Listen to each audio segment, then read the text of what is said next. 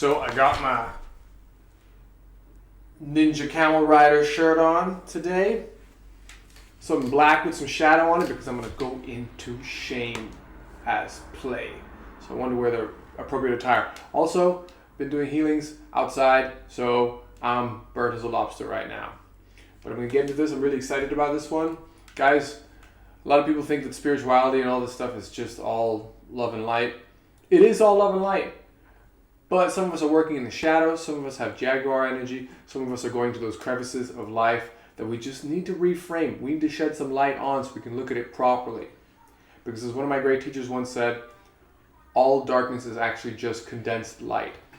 And I'm one of those healers who shame and transmuting the shadow is something that I'm passionate about. Let's go into it. Shame. Had a conversation over the weekend with this guy after an ecstatic dance. He was gay and he was saying how much he loved bisexual men. Because so much of us have grown up with so much of this shame around our sexuality. What has more shame in it than sexuality? And, you know, being raised Catholic, I can totally understand that. First time I ever had an ejaculation was from a wet dream, and because I went to an all-boys Catholic school, I got up crying because I thought I'd committed a sin. It was a wet dream in my sleep. I had no control over it. I went and told my mom I'd done something wrong. She laughed at me. God bless her. Thank God my mom is French and liberal like that. I just think any good parent would just laugh that off anyway. And she said it's okay and sent me back to bed. But guys, these things can become an energy that stays with us for a long, long time. However, that energy is going to form a cause in us. A cause that will either bury that shame with and build an empire against the thing that we could face to just release it. And even that will probably lead you eventually to find the reframing of that shame. So that you realize you no longer need to hold it.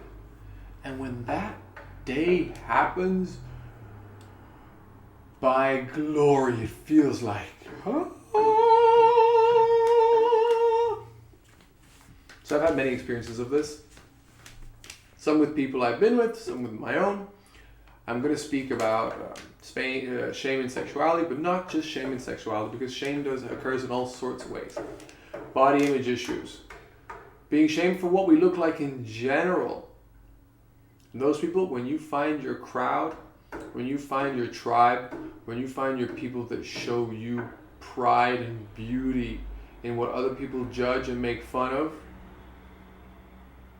as long as it entails you being healthy. No, even if it doesn't entail you being healthy. As long as you love it in yourself, then man, you and that tribe will have a secret. You and that tribe will have a source of deep communion that no one else is really going to be as deeply a part of. And that level of acceptance is a gift. I'm not saying it's a light burden to bear. I'm even going to say, we're getting over a lot of racism at the moment. And a lot of it's happening through, I think media and stuff has had a positive influence on this stuff. I used to be in two minds about this whole, as an actor, making sure there's diversity, maybe to the expense of making sure the best actor got the role.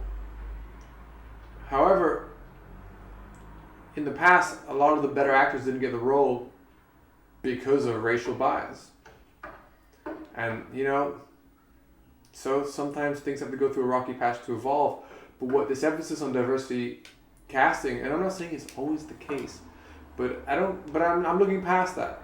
Let's look at the emphasis on diversity casting. What it does is, media and TV have such an influence on our subconscious. A lot of us, our beauty aesthetic has come from the movie stars that we've grown up with. And so just to have people who have uncommon looks on a big screen there's something about the success behind it. I don't know, there's something about us as humans just seeing that, just seeing these kind of people represented in stories that we're going to pass our time emotionally invested in to distract ourselves, to enjoy ourselves, to have a good time, to satisfy our curiosity. For storytelling, we're humans, we're storytellers. That's a huge part of what it is to be human. And to watch stories with people who have not been represented before allows us all to start seeing those people in society in a different light. And I think this coming away from a lot of racism, really what it does, it just expands everyone's sense of beauty. All of a sudden, everybody has an allure. Everybody has an attractiveness to them. And when everybody has an attractiveness to them, then cultures become attractive. Different ways of being human become attractive. And all this to come back, because no matter how much you look into, if you start to appreciate differences in culture, differences in aesthetic, differences in ethics, you're still going to come back to realize that people are people underneath it all. And it's just going to start to bridge that gap. So that's one hurdle of shame. People who felt ashamed of the way they look because of the way they've been represented by other countries. I can't speak for that so much. But I can just talk about other people who I've met. A lot of times it's a fuel for motivation that makes that person such a grandiose character and gives them such a purpose and such a voice, such an unrepressed voice when they own their power, that there's a light in there that it's like no other. But now, going back to, I guess, things that I can relate to more, well, after having, preached about these things that I can only from a distance try to empathize with and try to see positively. As a human, I'm allowed to look at something else and try my best to go, well, out of all the life experience that I have had, what can I associate this experience to? And I had this weird experience of growing up white in a predominantly black country. So I grew up a minority. One of privilege, yes. But also as a minority, one of having an access to a culture that was outside of the standard culture of the island. And so another view on what was going on everywhere else. And I'm sure being a minority in other countries offers this. And all the white people knew each other. That's really dangerous for me to say, but it just was the case. So, and this to say that in my experience, as controversial as this may sound, I'm not trying to uphold the white race in any way. I'm just saying this kind of happened. There's an exclusivity to the culture that the white people embraced that was not local Antiguan culture. And I'm just saying that in a weird paradoxical world, I experienced that. And so to me, it becomes obvious that no matter who is the minority, they have that, I imagine they have that elevated point of view. They're outside looking in with their own culture as well. And the pressures that the other culture is putting on their culture. And so they have this sense of dual identity. One being a member of the society, the other one being a member of a certain ethnicity and culture that comes along with it. Teachings, parents, different backgrounds, all this stuff. It's crazy, and I'm not simply white. My mom's Egyptian, and she lived in France, and so I had a host of cultures in my home. And my dad's parents are English, so I know that I'm English, even though he was born in the Caribbean. And so what that allowed me to do is, even within myself, one of my identities could criticize the other identity.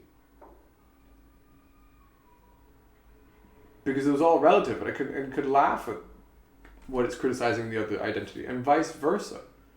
I could pick and choose amongst these ideas of identity. So the transmuting of shame and identity is an explosion of space and expansion in the conscious mind. Once we start to get over that, it's oh man, it's going to be beautiful. So sexuality now. My longest relationship was with an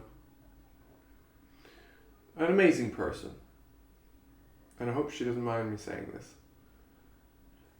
But she had body image issues. I loved her to pieces. I thought she was gorgeous. And well, the sex life for 3 years never got old. Never got old. Why? Because when she got over her shame around being seen at certain angles, which took time, this happened steadily for 3 years, every 3 months, something new was offered to the table with comfort, so we could really start to indulge in it. And man, getting over that shame, it was her experience, but I could see the easing, and this is what it felt like for me. I'm going to go into my own experiences. Don't worry, I'm going to put myself under the lens of examination, edging through that anxiety to realize that there's love on the other end of a fear, of shame. That's orgasms, guys. Those are orgasms that are never going to match many other orgasms. That's like,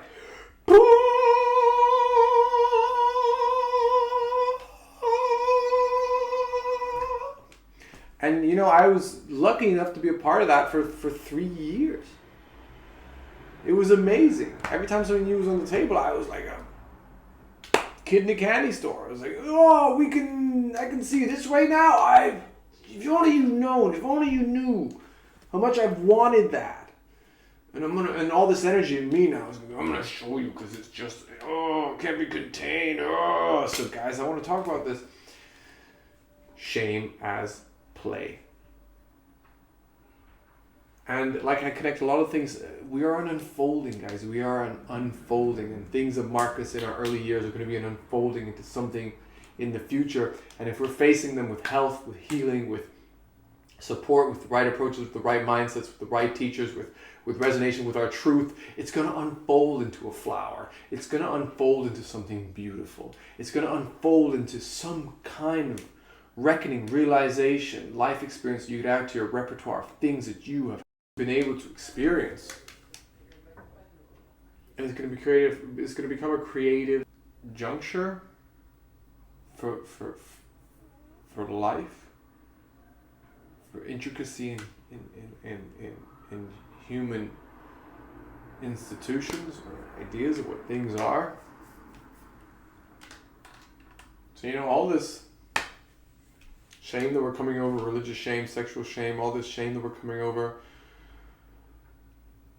it's giving so much people so many deep breaths of relief that we've got to understand relief in a bigger sense. That these are peaks and troughs of these are moments of relief in our evolution, guys. You just imagine our genome going, I've grown with this tension for so long, your minds and your institutions and these thoughts that you've come up with to try and understand your outside world that freak you out, and the holes that you've dug yourself into so we can play all these intricate games around shame. Oh, I'm agitating, and then it's like the cells of time are having an orgasm, it's all friction, it's all love, and we are part of the friction, we're all energy. And that's what shame can be seen as, this super fuel for explosions of epiphany. Not always, but okay, so now for my story. I went through a time where I was I became very bi-curious. I think I had enough toxic relationships with women, or lack of awareness of myself, lack of awareness of my own masculinity and how to stand in it. And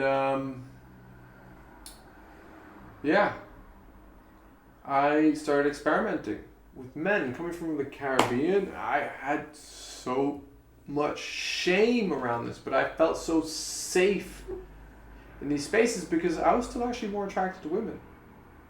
I was actually still more attracted to women. And so I didn't know what I was doing. Plus I was really, really confused. Why am I going to my gay friend for blowjobs now? When I have all these women's attention still? And like, does that mean I'm weak? Does that mean I'm a sissy? Does that mean... And no, there was something I realized now. There was something I needed to accept. Something I needed to understand about myself. Something I needed more information on. I think I wanted to actually relate more deeply to the women that I was dating. I wanted to understand the dynamic from the place of the person that is being pleased. Not that it's always women being pleased, but when in sexual intercourse, it's always the man who penetrates the woman. It's and I realized, and maybe this is what I judged in myself. This is obviously what I judged in myself, is that I'm allowed to see myself as both, the pleaser and the one being pleased, and there's power in both. And when I start to unfold around that shame, that there's power in both and that I can express them. And then most women are so strong that they play with this all the time. They've been playing with this, at least the ones that I've ended up with, so much longer, that I was just a child in the game of the potential of my sexuality. And also it stemmed from a lot of things. It stemmed also from I remember when I was at uni studying drama and theater arts, I did a feminist elective, feminism and feminist playwrights. And I remember reading this essay for one of my essays in this book of feminist essays that spoke about it considered the female body, the entire female body as an erogenous zone, whereas it mentioned that the male body has only one erogenous zone. And I remember getting angry at this essay. I remember thinking, isn't it already enough that they have more complex orgasms, they have different types of orgasms, and we only have one? Now I like having my nipples touched and bitten and sucked and all this stuff that just seemed kind of, I had a shame around it, feeling homoerotic. And that was my shame. Because my whole body's an erogenous zone as well. And man, when I started realizing that there's women that accept that and actually they're playing between both poles of pleaser and being pleased, that I started to expand all this space in my head that actually there is not much difference in the way that we see women and are attracted to them, that they see men and are attracted to us. I don't need to have massive biceps, chests, washboard abs, blue eyes. I don't need all this stuff to be attractive. The same way a woman definitely doesn't need to look like a porn star or a model to be attractive to me. It's the little things. It's so much easier. It's so much more real life. They're a real life person with an energy and imperfections that pronounce the perfections, and a voice and a way of speaking and a cultural background that makes me curious. And it's just like, there's what's central about a woman, which is their whole essence. When I find myself attracted to them, it's the same with me. And so why am I compartmentalizing it to these little things? And I could come to the bedroom and intimacy, or even just spending quality time with a woman, and have just a completely different understanding. And what it was is I needed to heal my feminine aspect, or what I considered feminine about my masculine aspect. It's actually my masculine aspect. It's actually me being a male. I don't think it's part of the dichotomy of masculine and feminine. It's just, it was a malcondition. It was a malcondition. And this started to show up in my dancing. You know, I go to these ecstatic dance events on weekends quite often. And I would just go into flow states because they're like 2-hour events. You breathe yourself into movement. I would face them like a movement meditation for 2 hours because I knew that if I like just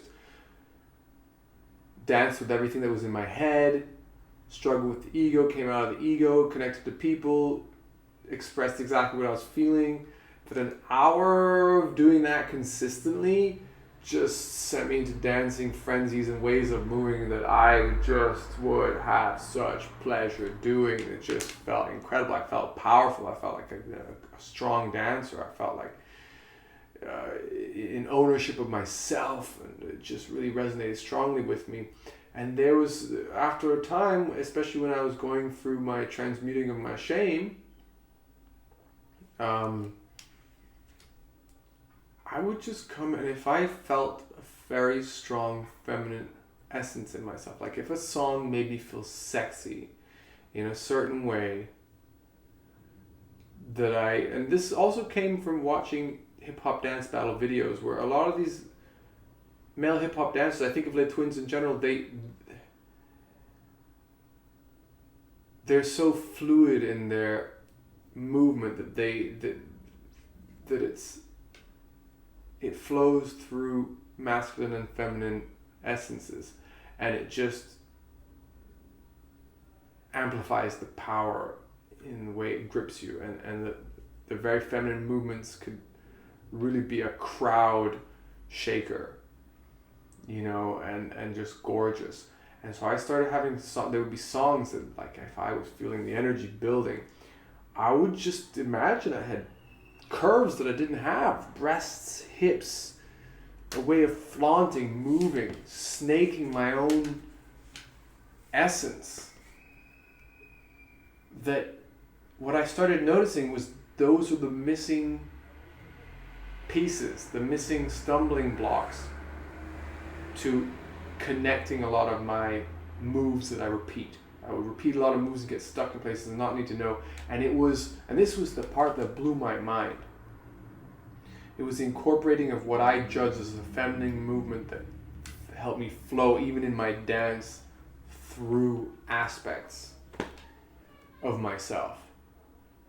And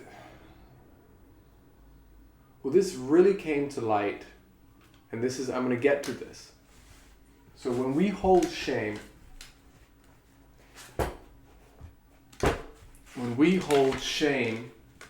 what it does is it forces us to project. Because it's a part of ourselves that we don't accept. So, for example, I'm in a Conscious Happenings WhatsApp group. A lot of us would go to these ecstatic dances, and one of the people on the WhatsApp group posted that she was starting to facilitate conscious lap dance. So for people who want to, you know, spice up their love life and stuff, but from a conscious place, from not to become a stripper, but just to add, you know, a sense of empowerment, like pole dancing as an exercise, you know, sense of empowerment, owning your body, accepting your sensuality, your sexuality. And she had spoken to me, given the fact that I'm from the Caribbean and I move my hips a lot when I dance, and she knew me from ecstatic dances. She had considered getting me to run conscious lap dance classes for men. And a really close friend of mine, one of my best friends and psychotherapist, Valentina Kirikalo, lots of love to her. She posted in the group, Pierre would be amazing for that job, especially the way he owns his queen on the dance floor. And we had a falling out because I thought she was trying to embarrass me in front of a group, and so flex her power in the relationship. You which we were friends. I thought she was trying to flex her muscle to like show that she could embarrass me, and I think that night, and I called her on it, and I told her I didn't appreciate it, and I was fed up with it, and all this stuff, and I really had it out for her, and I really wouldn't let it go, as if my pride really and it was respecting myself to hold this boundary up and say, no, I can see through it, and I know you're BSing and stuff, and I don't appreciate the fact that you have too much pride to just let it go. This is what projection. You start to say things that actually are about you, but to the other person, and you believe it wholeheartedly. And I said, if you have too much pride to let that go when I'm pleading with you, I'm telling you I accept it, it's fine, but just I'm not going to tolerate it or respect it, that you embarrass me in front of people like that under the pretense that we're nice together, that we respect each other, and I shouldn't be upset about that. If you're going to flex your muscle and take some kind of reward from being able to get away with that with me, then I don't think I want you as a friend. I even think I said, I don't know if I remember if I went that far, but I really let her have it on the phone, and she just didn't understand. And that evening we went to an ecstatic dance, and this was in particular one of the ecstatic dances where I felt, and this is probably how it works, guys, it comes up when you need to, I felt an urge to dance as a woman. And before we danced, she came up to me, she was there as well, Valentina. She came up to me and she said she pleaded, she still had a moment of trying to get me to be reasonable with her. And I just looked at her and I looked her in the eyes and I said, look, if you know you didn't mean it in any way that was meant to embarrass me, if you meant it out of like sincere respect and acceptance and actual like being impressed, then it's my problem, not yours. And really you shouldn't feel bad about it. Because in my head, the fact that she still felt like still wanted to come and plead with me was a sign that she felt bad about it. That's what I just thought in my head. So I just said, look, and I tried to go, okay, but she might mean it. And in that sense, I told her what was my truth. If you do mean that you were not trying to be insulting anyway, and you actually respect that about me, then it's my problem. But I'm still not ready to say sorry, and so that's my problem. I still don't want to talk to you right now, and so that's my problem. And so this shouldn't concern you so much. You shouldn't feel guilty about anything, so you can go on your way and just know that it's something that's my issue. And for some reason, that dance, I felt like this woman come out of me, and I danced with her, and I felt the power on the dance floor. I owned that song, guys, in my own way, to myself. Look, I'm not saying everyone was there to watch me, but to myself, in terms of feeling powerful in the way that I danced, I felt invested and invigorated, and I just started thinking all these things like, God, Beyonce on stage must feel so bloody powerful. I just started thinking and realizing and empathizing with how much power there is in a woman's sensuality. And like, here I am, and no one's judging me. They all know me as that guy who really dances whatever he feels, and I'm allowed to express that myself, and it does not compromise what anyone thinks or sees. It is my own judgment. I needed to have my inner feminine held and respected and represented for it to expel and expand. Then you realize it's an illusion. The projection usually holds behind an illusion, and the more projections we transmute, which a lot of them come from shame, the more reality gets clearer, and the less thoughts we have to have, and the less thoughts we have to have, the more there is space in our psyche just experience and witness and reflect in a positive manner, because we need less words to reflect it, and the more there is expansion, because we get lighter. We just let go a bunch of that stuff. And there's regression as well. Sometimes we fall back, and enlightenment or healing is not it's a bumpy road. That's fine, but every time it gets easier, just like opening pathways in the brain for anxiety. Every time you hit that anxiety, it gets easier. So it's going to be a lifelong lesson. It's going to keep giving fruits in moments like the one I just explained. And I came to her after the dance, and I told her I was sorry, because I was ready to say sorry. Because I realized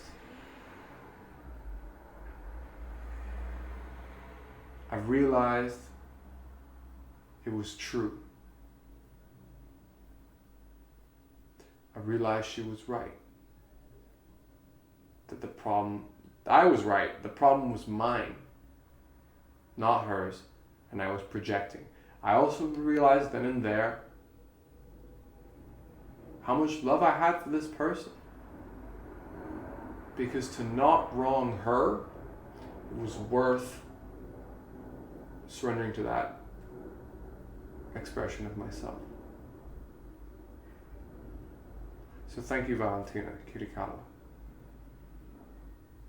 for offering me that. And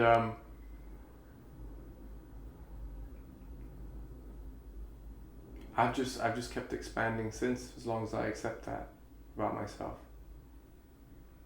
And it's actually moved into things like vulnerability, can still be attractive, and all sorts of things. I mean, I still feel as a man that you need to have a balance and you need to feel like you stand in your power at all. But as humans, I feel like there's a shift going on, an expansion of the consciousness, of the psyche, in which gender roles are becoming fluid as much as there's power in the polarities. And it's the same, becoming more fluid, but there's still power in the polarities, but just the way that's defined is changing. And we're becoming something that's closer to one another. And there's actually going to be great learning that comes of it as women step into more positions of power. I believe is what's going to dissolve is the idea that certain behaviors are strictly masculine, because they're going to change arenas of power because women cooperate better and things like this. A lot of the times I've been told, but who knows, maybe without the pressure of being the underdog into getting to those higher positions in society, maybe without the pressure we'll find them competing more readily and more freely with one another as the diversity of gender representation in different fields flatten, balance shifts. And maybe what will happen is, this is my hypothesis, slate me for it or not, is they're going to realize that there's certain behaviors that come out of aspirations for high status in spheres where you get ugly characters that make it to the top a lot, because disagreeability is a positive determinant of success. So is intelligence and compassion. So they're going to realize that, they're fighting the same demons as some of the men at the top in terms of having a relationship to power. And men are going to learn about vulnerability, really. About vulnerability, about owning our sexuality or sensuality, without like an internal homophobic criticism. Without thinking the world's going to collapse, without thinking that we're not strong. And we're going to soften. Because we're going to see either misinterpretations of what the other gender role is. We're going to see the light shed onto them. We're going to see the shadows taken out of them. And we're going to see that the commonalities are so beautiful. The softness, the lightness, the expansion is so beautiful.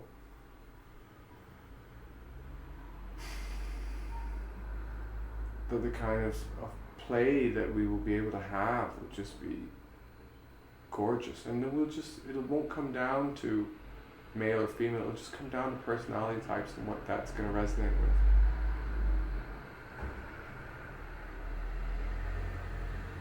Maybe there'll be contention between that eventually. Probably there'll be judged, but at least the game will have changed. It'll be more